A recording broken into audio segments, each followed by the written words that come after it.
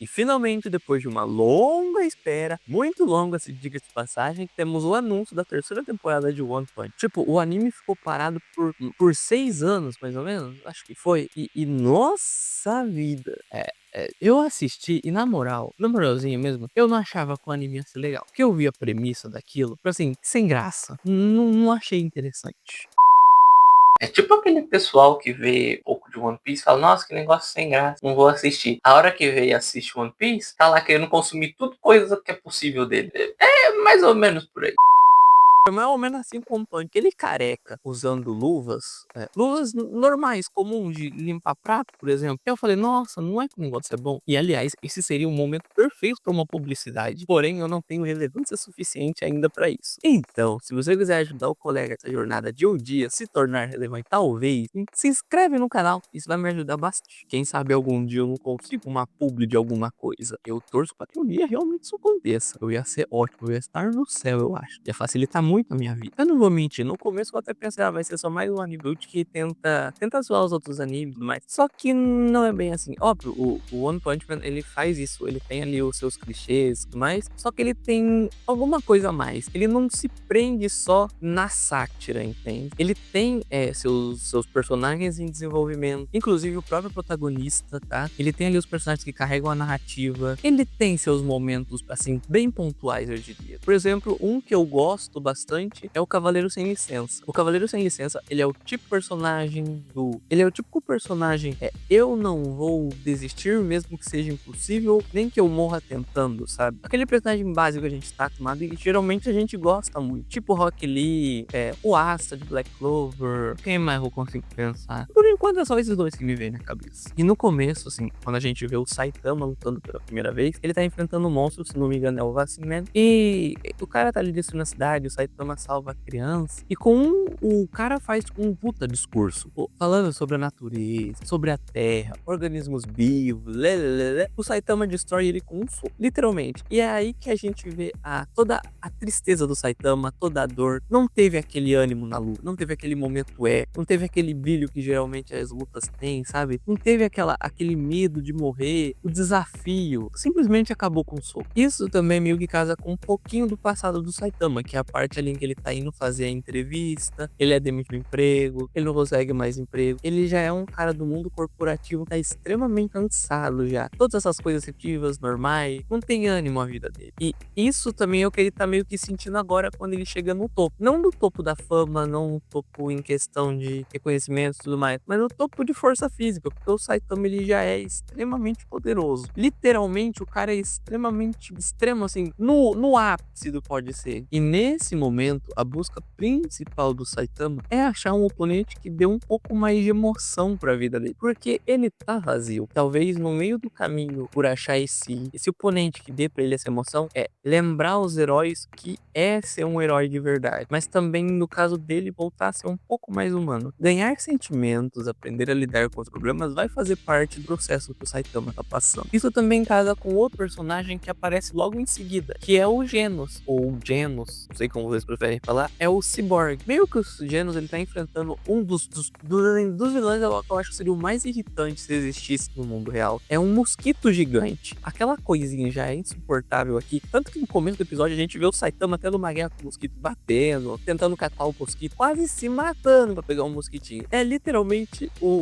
a criatura mais irritante que tem na face da Terra. Imagina essa coisa gigante. Apesar de se basear em dados, o Genos, ele persegue os seus objetivos de uma maneira absoluta, sabe? Ele usa os seus componentes como armadura e só vai. Ele mostra que até a lógica pode sucumbir a um poder de fogo muito grande. Genos, ele se baseia primariamente em dados, ok? Tanto que em um dado momento, ele cogita se explodir para tentar eliminar o inimigo. O Saitama que tá ali acaba não deixando. Quando o mosquito tá indo atacar, o Saitama só mete um tapa assim no mosquito e elimina ela com uma facilidade muito grande. Ela simplesmente bate no coisa e aí o Genos, ele vê isso, ele vê assim um poder absurdo do careca. Ele fica impressionado com aquilo. Não é pra menos, ele tava tendo uma baita dificuldade pra lidar com o mosquitinho, veio um cara e com um tapa quase elimina o bichinho. E apesar dele ser esse personagem mais frio, mais racional, toda essa frieza do Genos, ela é circunstancial. Apesar dele ser esse ciborgue, dentro dele tem uma parte que ainda torna humano, no caso, os sentimentos, as emoções e tudo mais. O Genos, ele anseia pela vingança do cara que foi lá e destruiu o seu vilarejo. E não é só isso, o Genos, ele tem também ali o seu sentido de justiça. Só que mesmo assim, inicialmente, ok, no começo ali, o Genos ele era mais frio, calculista, lógico. Tanto que no começo ele vê a oportunidade, a oportunidade não, a junção dele com o Saitama não é algo fraterno no sentido de irmãos, amigos, é algo no sentido de eu preciso obter mais poder e esse cara, obviamente, é a melhor opção, porque olha o que ele fez. E assim a gente pode dizer que a relação dele nesse primeiro momento é meio que racional, logicamente racional, pra dizer. E os dois personagens meio que são paralelos, eu diria. Enquanto Saitama ele busca um oponente muito forte para poder enfrentar e talvez sentir alguma coisa mais divertida, o Genos ele simplesmente busca se tornar mais forte para conseguir saciar esse desejo que ele tem de vingança. E também a busca pela justiça, como ele faz. Só que a quebra nesse personagem vem justamente quando ele começa a ficar mais próximo do Saitama. Ele tá passando mais tempo ali com ele se muda pra casa do Saitama, pagando aluguel, óbvio, né? Daí o Saitama já fica até mais tranquilo. E essa proximidade dos dois é o que faz o Genos ver que o Saitama é nada além de um homem comum, relaxado e extremamente forte. Ele vê que o Saitama é basicamente um homem comum que quebrou seus limites. O Saitama, ele quebra esse paradigma do herói, que é uma coisa, podemos dizer, que tá muito em alta atualmente, hein? Não é mais aquele herói perfeito, mas ele é despreocupado, tranquilo, relaxado, tem uma capa, mas não voa. Várias vezes já perguntaram pra ele se ele ia voando, né? E isso meio que quebra a visão de mundo que o Genos tem. A evolução dele não é só física, é também interna, de certa forma. Ele não busca ser só uma máquina, ele tá buscando agora ser um pouco mais humano também. E funciona, tá? Na segunda temporada a gente vê o Genos sendo um pouquinho mais interessante. Até a fala dele, pelo menos pra mim, pareceu menos robótica ali, conforme ele foi convivendo com o Saitama. Sabe o que também pode ser mais humano? Você deixar o seu like nesse vídeo. É sério, me ajuda aí, vai ser de grande ajuda. Não é só o Genos que muda quando conhece o Saitama. Se a gente parar pra pensar, King, o homem mais forte do mundo, como é conhecido, muda bastante também. Se você acompanha só o anime, essa mudança, ela é bem mais notada a partir ali acho que vai ser bem mais notada a partir da terceira temporada. Mas a gente já vê uma pessoa mais diferente, tanto do começo como no decorrer da história. O King meio que ele tem um pouco de síndrome do impostor, porque ele é muito sortudo. Então toda vez que ele tava perto de algum monstro, o Saitama meio que aparecia pra salvar ele. Só que como o pessoal não reconhecia o Saitama, eles acabavam acreditando que o King tinha feito isso. Aliás, a gente vê isso meio que a gente vê quase isso ali na parte em que o Saitama vai até a casa da evolução e o Genos simplesmente elimina o prédio todinho com poder de fogo. Mas quem derrota o monstro final ali, o Kabuto, é o Saitama. Mas ainda assim, quem vai direto pro rank S é o Genos, devido ao poder de fogo que a galera vê. Basicamente é isso que acontece com o King também.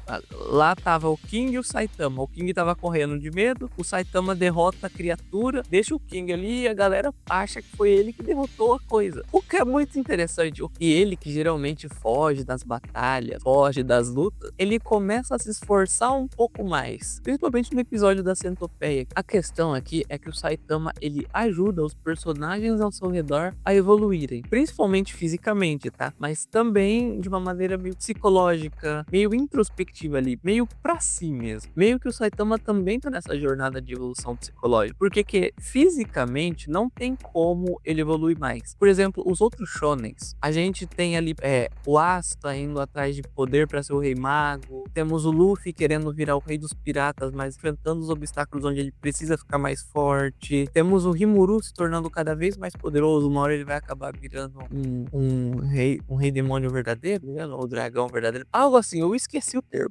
Geralmente é isso que acontece shonen, sabe? É o caminho comum. O protagonista tá ali, ele precisa de poder pra chegar em algum lugar. No caso do Saitama não é bem assim, porque o Saitama ele já é poderoso. A única coisa que ele precisa evoluir é ele sim, esse tédio todo, as emoções, os sentimentos, ele aprender a lidar com tudo isso. O Saitama não tem um obstáculo físico que ele não consiga superar. Isso dá uma crise existencial no Colette, sabe? Aquela famosa frase: a vida é uma constante entre a ânsia de ter e o tédio de possuir. É basicamente isso. O Saitama, ele queria força, ele correu atrás dela. E eu julgo dizer que enquanto ele estava desenvolvendo essa força, esse poder todo, ele sentia todas aquelas emoções. Mas conforme ele teve a força que ele queria, ele se tornou o herói, as coisas foram ficando bem chatas. É tipo quando você tá jogando alguma coisa, se terpin no jogo, não tem mais nada a fazer. Sério, não tem mais nenhum desafio, não tem nenhuma missão secundária, nada, nenhum segredinho do jogo assim pra você descobrir. E como eu disse, o One Punch Man faz ali a sua crítica sobre os animes no geral, sabe? Principalmente os shonens. Saitama é justamente esse protagonista, forte, sem obstáculos a ser superado. Ele exemplifica pra gente, ele expõe, no caso, esse vazio em que é simplesmente não ter um perigo real, porque ele sempre vai conseguir vencer. E esse foi o ponto que também me fez não querer assistir esse anime. Eu sabia que o cara ia vencer. Qual era a graça disso? Mas aí assistindo você vê que a evolução do Saitama, ela é pessoal e não física. Até o momento, todos os personagens que o Saitama tá ajudando estão de certa forma ajudando ele também. Por mais que ele demonstre apatia em vários momentos, tá? Ele tá aprendendo mais ou menos como é ser um herói, ele tá ali se divertindo um pouco mais. Ele também tá bem mais responsável. Se a jornada comum dos protagonistas é se tornar um monstro extremamente poderoso, a desse prota é se tornar um pouco mais humano. E eu bati meu braço. Essa doida. Afinal, ser muito poderoso, sem nenhum sentimento, é pra se pensar. O que isso tornaria alguém no mundo de One Punch? O cara gostava de lagosta, virou um monstro lagosta. O cara queria ser uma fênix, virou uma fênix e por aí vai. Agora um pouco sobre o trailer da terceira temporada. Parece que eles vão... Parece, ok? É um grande parece que eles vão adaptar o arco da associação de monstros. E particularmente é um arco bem legal. Tem umas lutas muito boas. Eles desenvolvem alguns personagens muito legais, principalmente o Garou, que aparece bem mais também, além de mexer também em outros personagens. Só que eu tô torcendo para que eles coloquem até a parte do Blast Surge e tudo mais, que vai ficar legal, vai ficar muito interessante. Porém, tudo isso é meio que uma suposição, afinal, o trailer é muito curto, né? É bem pouco. E o único problema, assim, que eu acho que muita gente tava reclamando até o momento, era o design e a animação. Eu vou me abster de falar sobre isso por enquanto, que é só um trailer. Pode ser que mude alguma coisa depois. Pelo menos eu espero. No mais, galera, é isso. Agradeço você por ter assistido até aqui. Não se esquece de se inscrever. Aqui no canal tem vários outros vídeos, alguns assuntos diversos. Filmes, séries, animações, etc, etc. Fica à vontade para maratonar coisa que você queira. Qualquer feedback nos comentários é bem-vindo. É isso aí, até a próxima.